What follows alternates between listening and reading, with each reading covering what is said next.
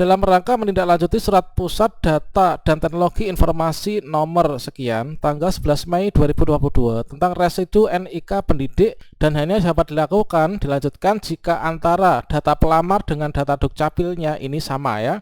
Nah, cek validasi NIK dan NUPTK, kalian klik saja di sini. Nah, berikutnya nanti akan ada tampilan seperti ini. Nah, di sini sudah ada tanggal verbalnya, kemudian nama pada ijazah kita.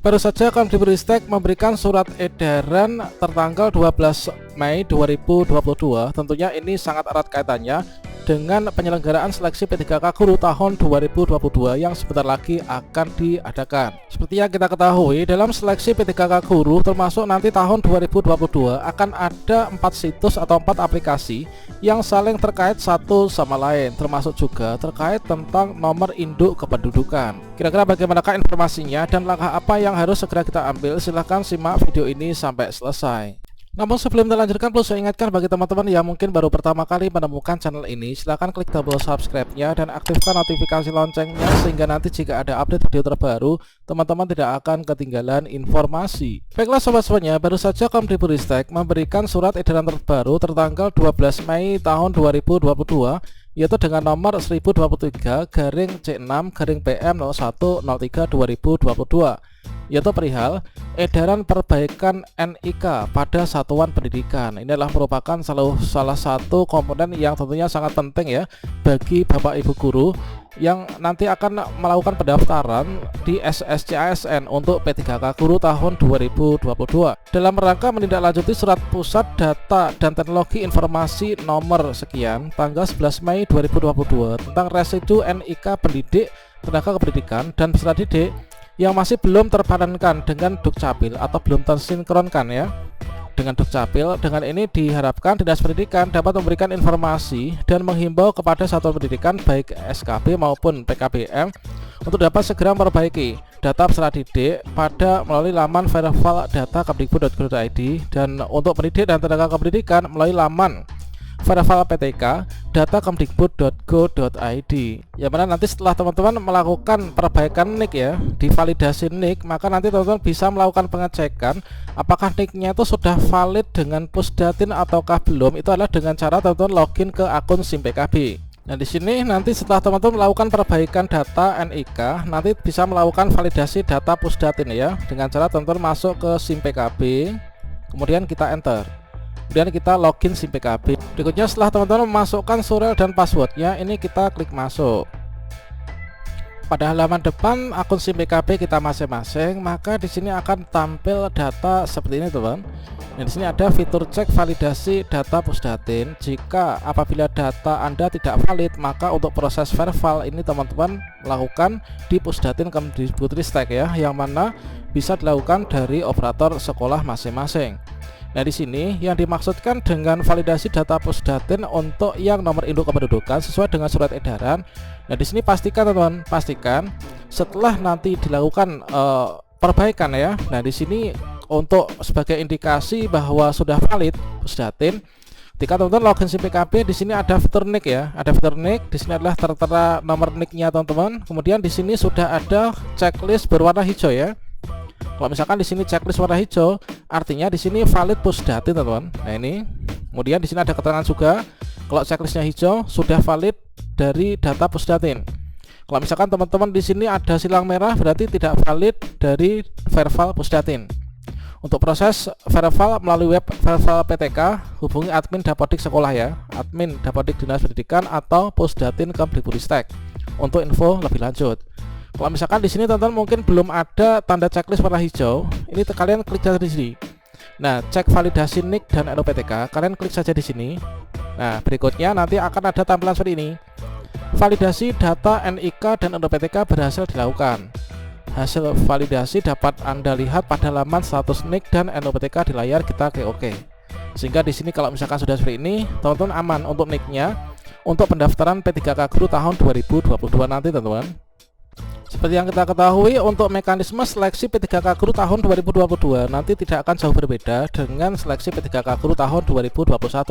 Artinya semua itu nanti terintegrasi ya, terintegrasi antara yang pertama yaitu antara akun SSCASN, kemudian antara data di Dukcapil, jadi harus sinkron ya, kemudian dengan data di Dapodik teman-teman.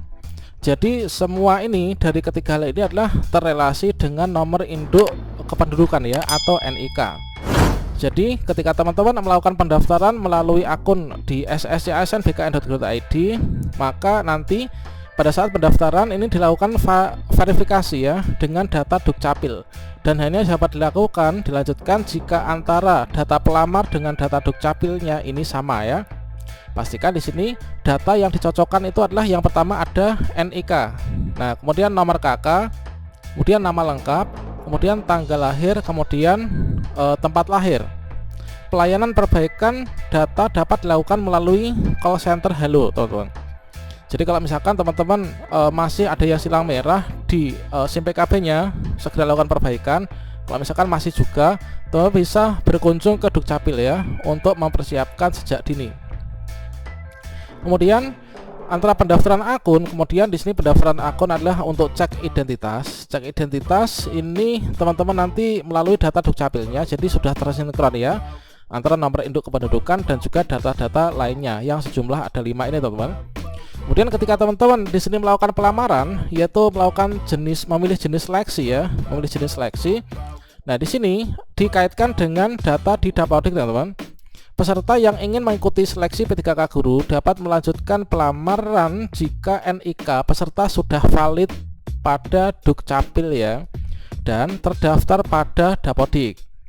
Jika terkendala NIK yang berbeda dengan Dapodik, peserta dapat melakukan perbaikan NIK yang sesuai Dapodik untuk melanjutkan proses pelamaran. Perbaikan data NIK dapat di aplikasi Verval PTK yang dimiliki oleh masing-masing individu guru ya yang bersangkutan. Jadi ini mumpung masih ada waktu yang banyak, kebetulan juga ada surat edaran tersebut, teman-teman bisa menindaklanjutinya.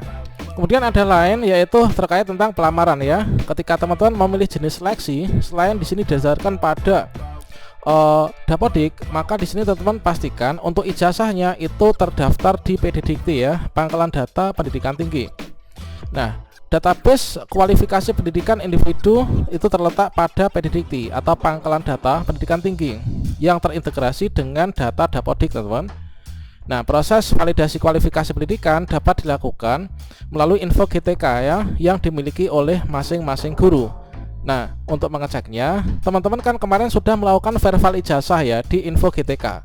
Nah, pastikan teman-teman sudah tertera di sana, teman-teman. Coba kita cek info GTK kita. Pastikan di sini teman-teman sudah melakukan verval ijazah ya, karena di sini nanti sebagai salah satu persyaratan supaya teman-teman nanti bisa dijadikan dasar untuk pemilihan formasinya, ijazah yang linear dan bisa memilih formasi tersebut itu apa. Nah, di sini untuk mengetahuinya teman-teman bisa masuk pada info GTK, kemudian buka pada bagian status verval ijazah S1 atau D4. Nah, di sini sudah ada tanggal vervalnya, kemudian nama pada ijazah kita, kemudian nomor ijazah kita, nomor mahasiswa, nama perguruan tinggi, program studi atau jurusan, tahun lulusnya. Kemudian untuk metode verval ini ada dua, teman-teman. Ada metode verval API, ada juga metode verval upload. Kalau metode verval API itu adalah ijazah teman-teman sudah didaftarkan oleh kampus ke PD Dikti. Artinya di sini ketika kita untuk melakukan verval ijazah di info GTK ini langsung bisa ketemu ya, dan kita tinggal sekali klik saja itu langsung tersinkron. Ini akan muncul metode verval API. Kalau misalkan teman-teman tidak didaftarkan ijazahnya di perguruan tinggi masing-masing dikarenakan tahun lulusnya sudah lama, maka teman-teman nggak usah khawatir. Meskipun di sini nanti ada muncul tulisan metode verval upload, maka nanti asalkan di sini untuk verval selesai, ini teman-teman sudah aman dan bisa melakukan pendaftaran ya untuk seleksi P3K Guru 2022 nanti. Nah, di sini untuk kondisi verval dikunci, ini artinya teman-teman sudah tidak bisa mengubah ya untuk ijazahnya. Nanti yang akan digunakan untuk jadi dasar pemilihan formasi tahun 2022 ini adalah yang ini, teman-teman. Nah, demikian informasi ini, segera lakukan, pastikan semua data kita benar untuk persiapan P3K 2022. Semoga sukses. Wassalamualaikum warahmatullahi wabarakatuh.